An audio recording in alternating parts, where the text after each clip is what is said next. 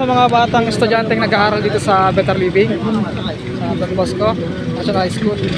Kasama si Sir Cho Villar ng Barangay Don Bosco tsaka mga Barangay Don Bosco. Medyo wala ng pressure kasi kanina marami mga taga-Malacanang, pero wala naman kasi nag-a-assist lang din sila sa kasama nilang inaabangan. Pero bakit ba talaga may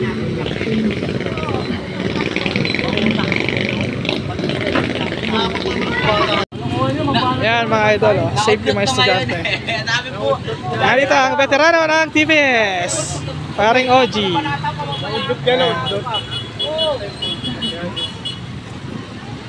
Grade na to.